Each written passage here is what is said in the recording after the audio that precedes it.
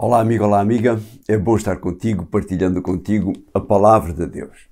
E neste trimestre estamos a estudar um tema muito interessante que tem a ver com a nossa relação com os bens que Deus coloca à nossa disposição e como nós os utilizamos. Partilha com os teus amigos, partilha quer o link da Rádio Tranquilidade, quer o link dos nossos canais YouTube ou Facebook, 2 minutos com ele. Faz isso e os teus amigos poderão aprender da mesma maneira que eu e tu aprendemos com estas lições extraordinárias. A semana passada nós vimos alguns ensinos bíblicos que nos ajudam a alcançar o sucesso quer profissional, quer nos nossos negócios, ou no mínimo evitar nós podermos correr alguns riscos e eventuais prejuízos. Esta semana nós iremos ver o que a Bíblia nos diz sobre a cobiça. Vamos ver alguns exemplos e vamos ver também como é que nós podemos evitar e vencer. Há 3 palavras que, não sendo sinónimos umas das outras, estão muito ligadas. São elas ganância, avareza e cobiça. O texto base da nossa lição fala-nos da primeira, e é uma advertência do próprio Jesus, conforme está relatado em Lucas no capítulo 12 e no verso 15. Diz ele: depois dirigiu-se à multidão: tenham cuidado, não se deixem dominar pela ganância. A vida de qualquer pessoa não depende da sua abundância de bens. Vamos ver o que o dicionário diz de cada uma destas 3, eu não digo qualidades, destas 3 características. A primeira, avareza. Apego excessivo ao dinheiro, às riquezas, falta de magnanimidade, de generosidade, mesquinharia, mesquinhez, suvinice. A segunda, ganância. Ânsia por ganhos exorbitantes, avidez, cobiça, desejo exacerbado de ter ou de receber mais do que os outros. E por fim, cobiça. Desejo ardente de possuir ou conseguir alguma coisa. Desejo imoderado de bens, riquezas ou honras. Ambição, avidez. Deus não nos diz em lugar nenhum da Bíblia que é pecado desejar ser rico ou alcançar riqueza, como já vimos nas lições anteriores. Mas por outro lado, Deus sabe que há meios e meios de obter essa riqueza. Deus, sabendo que esse seria um grande problema da humanidade, Ele teve o cuidado de nos ajudar a precaver e ajuda-nos a precaver contra ele, sendo muito claro e objetivo, relembrando isso nos 10 mandamentos. O último dos 10 mandamentos diz, conforme o capítulo 20 e o verso 17 de Êxodo: não cobices a casa do teu semelhante, não cobices a sua mulher, nem os seus servos e servas, nem o seu gado, nem os seus jumentos, nem coisa nenhuma que lhe pertence. Este desejo ardente de possuir ou de conseguir alguma coisa, este desejo imoderado de bens, riquezas ou honras, ambição e avidez, conforme nós vimos na definição, não é uma característica apenas humana. Aliás, podemos dizer que foi o primeiro pecado que existiu no universo. Lúcifer foi o primeiro ser a cobiçar algo. Não foi um bem material, mas sim aquilo que normalmente está por detrás da cobiça: o poder. Vejamos a descrição que Isaías faz de como tudo começou no capítulo 14 e nos versos 13 e 14 do seu livro. Diz ele: tu dizias no teu íntimo: subirei até aos céus, levantarei o meu trono por cima das estrelas de Deus, sentar-me-ei na montanha do conselho dos deuses, no seu extremo norte. Depois, no verso 14, subirei até ao cimo das nuvens, serei igual ao Altíssimo. O desejo de Lúcifer não era ser igual ao Deus Altíssimo. Se olharmos para o verso 13, ele diz: levantarei o meu trono por cima das estrelas de Deus. Ele queria ser superior a Deus. Esse é o grande problema da cobiça e da ganância. Não existe limite para aquilo que se pretende. A pessoa que sofre desse pecado quer sempre mais e mais, ter mais posses, subir mais alto, ser mais honrado, ser mais reconhecido, ter mais poder. A pessoa torna-se como que uma adoradora de si próprio. Aquilo que alguns chamam de egolatria. Adoração do próprio eu, da própria pessoa. Naturalmente que esta adoração de algo ou alguém que não Deus vai contra o primeiro mandamento da lei de Deus. E é isso que Paulo diz quando escreve aos Efésios, no capítulo 5 e no verso 5. Diz Paulo: lembrem-se disto, os que se entregam à devassidão e à imoralidade, ou se deixam dominar pela ganância, que é uma espécie de idolatria, estás a ver, não têm parte na herança do reino de Cristo e de Deus.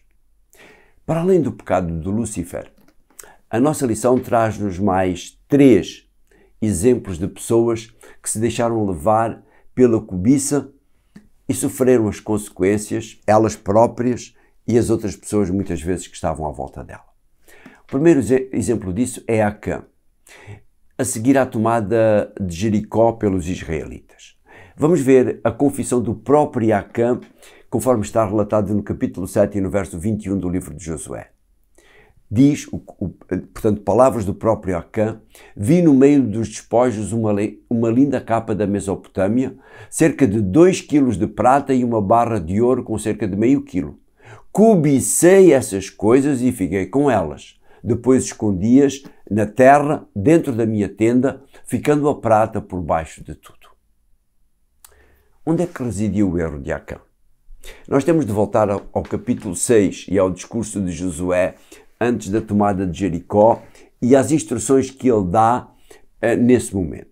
Vejamos então o capítulo 6 e os versos 18 e 19. Diz no 18: mas livrem-se de ficar com alguma coisa daquilo que está destinado à destruição, pois nesse caso atrairiam a desgraça e a destruição para o acampamento de Israel. Depois no verso 19: tudo o que houver de prata, ouro, bronze ou ferro pertence ao Senhor e irá para o seu tesouro. Reparaste no que diz o verso 18? Qual era o destino de todos os valores encontrados nos despojos da cidade, conforme diz o verso 19? Tudo isso deveria ser usado para o serviço do santuário. E o que é que Acã fez? Ele roubou prata e ouro que se destinavam ao santuário e não queimou a capa como como Josué tinha dado de instrução. Ele cobiçou algo e a cobiça levou à ação, roubando, escondendo. É isso que na maioria das vezes a pessoa gananciosa faz. Não olha a meios para alcançar os fins. A consequência do seu pecado levou a que Deus retirasse a sua bênção, portanto o pecado de Acã, tirasse a sua bênção e a sua ajuda, a ajuda de Deus na tomada da cidade de Ai. O segundo exemplo que a lição nos traz é o exemplo de Judas. Alguém que mesmo convivendo com Jesus, não se deixou contagiar pela sua maneira de ser, pela sua mensagem, pelo seu exemplo. João, no capítulo 12 e no verso 5 e 6 do seu Evangelho, e na sequência daquele ato de Maria Madalena ter usado um perfume muito, muito caro para lavar os pés de Jesus, João diz assim: porque não se vendeu, palavras de Judas, porque não se vendeu este perfume por 300 moedas para distribuir pelos pobres? E depois João complementa: Judas não disse aquilo por amor aos pobres, mas porque era ladrão, pois era ele que tinha a bolsa do dinheiro e roubava do que lá se metia. Mateus relata que ele ficou tão indignado com aquele esbanjar, entre aspas, logicamente, que saiu dali e foi negociar a entrega de Jesus aos sacerdotes. O negócio passava por lhe mostrar aos sacerdotes e aos soldados onde é que eles podiam prender Jesus, longe dos olhares do povo que seguia Jesus. Qual era o objetivo de Judas? O capítulo 76 do livro Desejado de Todas as Nações dá a resposta.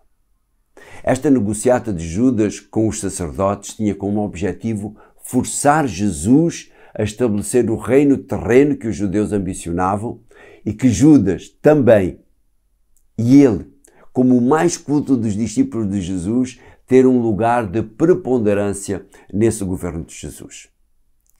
Vê o que Ellen White diz nesse capítulo 76 do livro de Já Todas as Nações. Não obstante os próprios ensinos do Salvador, Judas estava continuamente fomentando a ideia de que ele havia de governar como rei em Jerusalém. Poderia ter compreendido os métodos de Cristo, mas cegavam-no os seus desejos egoístas. Judas foi o primeiro a aproveitar-se do entusiasmo despertado pelo milagre dos pães. Foi ele que arquitetou o plano de apoderar-se de Cristo à força e fazê-lo rei. Altas eram as suas esperanças, amarga a sua decepção. Ao servirmos Deus, temos de ponderar onde está realmente o nosso coração. O terceiro exemplo que encontramos é o de alguém que se deixa levar pelo entusiasmo e depois se arrepende, levado por motivos egoístas. No livro de Atos, no capítulo 5 e nos versos 1 e 2, nós encontramos a história de Ananias e Safira. E diz: ora, um certo homem chamado Ananias e a sua mulher Safira venderam também uma propriedade. Ele ficou com a parte do dinheiro e entregou a outra aos apóstolos. Safira concordou. Parece que aquilo que acontece a seguir é demasiado drástico para um simples ato de eles terem vendido aquela propriedade e dado uma parte para o trabalho de Deus e ficarem com a outra parte. Não fazemos nós isso regularmente com aquilo que nós recebemos do nosso salário e com as ofertas que levamos a Deus. O problema esteve naquilo que eles pretenderam parecer, tal como acontece com os gananciosos e que cobiçam, e muitas vezes até dentro da igreja. Eles pretendiam parecer pessoas dedicadas à obra, para assim serem bem considerados pelos seus irmãos e, quem sabe, virem a subir na hierarquia da igreja primitiva. A cobiça é algo que pode estar dentro de nós, tal como o orgulho e o egoísmo, e que muitas vezes, se calhar, os outros percebem e nós não percebemos. Por isso, ela é tão perigosa. Como vencer esse pecado? Podemos nós perguntar. Paulo lembra-nos algo que é básico. Na primeira carta aos Coríntios, no capítulo 10 e no verso 13, Paulo lembra-nos desta maneira. As provações, porque têm passado, são normais na vida humana, pois Deus é fiel e não deixará que sejam provados, tentados, acima das vossas forças. Se Ele vos envia uma provação ou uma tentação, também fará com que encontrem a maneira de a poder suportar. Deus é aquele que nos pode ajudar a vencer as tentações, as provações. Por isso a solução passa sempre por Ele. A lição dá-nos 3 dicas. Primeiro, servir a Deus e confiar nele. Colocar em prática aquilo que nós aprendemos. Segundo, orar sistematicamente, pedindo a Deus que nos ajude a vencer as tentações, a tentação da cobiça. Terceiro, dedicarmos mais tempo à leitura da Bíblia. Olharmos para a Bíblia, olharmos para Jesus, vermos o exemplo de Jesus. Quando nós olhamos para o modo como Jesus venceu o pecado, encontramos exatamente estes 3 elementos, e se resultou com Jesus, de certeza que pode resultar comigo, contigo, com cada um dos nossos amigos a quem nós mostrarmos isto. Eu termino com uma recomendação semelhante à de Paulo, mas neste caso é Isaías, no capítulo 55 e nos versos 6 e 7 do seu livro, onde diz: procurem o Senhor uma vez que o podem encontrar, invoquem-no uma vez que está perto de vós. Que o ímpio deixe as suas maldades e o homem mau os seus planos desonestos. Que voltem para o Senhor, pois tem piedade deles. Voltem para o nosso Deus, pois Ele perdoa generosamente. É isto, amigo. Nós conseguimos, com a ajuda de Deus, vencer esta tentação. Querido Deus, querido Pai, obrigado porque nos ensinas. Obrigado porque estás disposto a ajudar-nos. Obrigado pelo exemplo de Jesus e tantos outros exemplos. Moisés, Elias. Ajuda-nos a vencer, Senhor, esta tentação. Ajuda-nos a servir-te cada vez melhor. Te pedimos em nome de Jesus. Amém. E a semana que vem, nós iremos falar sobre devolver. o que devolver, como devolver, a quem devolver. Que o Senhor seja connosco ao longo desta semana e nos abençoe. E para a semana encontramos-nos aqui novamente para ver ou rever aquilo que nós estamos a estudar. Um abraço e até lá.